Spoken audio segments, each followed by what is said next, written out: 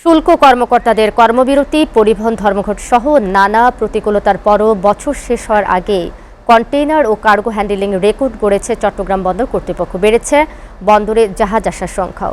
বন্দর কর্মকর্তারা বলছেন, বন্দরের ব্যবস্থাপনার আধুনিকায়ন এবং বন্দর ব্যবহারকারীদের সহযোগিতার কারণেই এই অগ্রগতি সম্ভব হয়েছে। চট্টগ্রাম থেকে মৃন্ময় বিশ্বাসের প্রতিবেদন। ২০২৫ সালের ২৭ ডিসেম্বর পর্যন্ত আমদানি রপ্তানি মিলিয়ে চট্টগ্রাম বন্দরে কন্টেইনার হ্যান্ডেলিং হয় ৩৩,৬৩,৫৭৭ টিউস, যা কয়েক বছরগুলোর মধ্যে সর্বোচ্চ।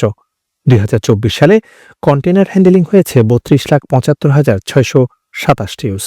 অর্থাৎ চলতি বছর শেষ হওয়ার ৪ দিন আগে চট্টগ্রাম বন্দর কর্তৃপক্ষ আগের বছরের চেয়ে ৮৭,৯৫০ টিউস কন্টেইনার বেশি হ্যান্ডেলিং করেছে। অন্যদিকে চলতি বছর ২৭ ডিসেম্বর পর্যন্ত কার্গো হ্যান্ডেলিং হয়েছে ১৩,৬৩,২৬,০৮৬ টন। আগের বছরে এই পরিমাণ ছিল ১২,৩৯,৮৩,০১৪ টন। অর্থাৎ চলতি বছরে ১,২৩,৪৩,০৭২ টন বেশি পণ্য হ্যান্ডেলিং হয়েছে। চলতি বছর শেষ হওয়ার আগে কন্টেইনার ও কার্গো হ্যান্ডেলিংয়ে এই অগ্রগতি বন্দরের সক্ষমতা বাড়ার দিকটাই নির্দেশ করে বলে মনে করছেন বন্দর কর্মকর্তারা। এই টোটাল ক্যালেন্ডার ইয়ারে আমরা চেষ্টা করেছি আমাদের যে প্রযুক্তিগত যে সমস্ত ব্যারিয়ারগুলো ছিল সেইগুলোকে পাশ কাটিয়ে নতুন নতুন উদ্ভাবনী কার্যক্রম গ্রহণ করা। আমরা ম্যাসিভ অটোমেশনে গিয়েছি, আমরা গেট এবং আমাদের যে সমস্ত পিয়ার সাইড অপারেশনগুলো হচ্ছে সেগুলো অটোমেশনে গিয়েছি। পাশাপাশি কাস্টমসের সাথে আমরা নিবিড়ভাবে কাজ করেছি এবং আমরা আমাদের যে ইয়ার্ড ম্যানেজমেন্ট আছে সেই ম্যানেজমেন্টটা আমরা নতুন করে ঢেলে সাজিয়েছি।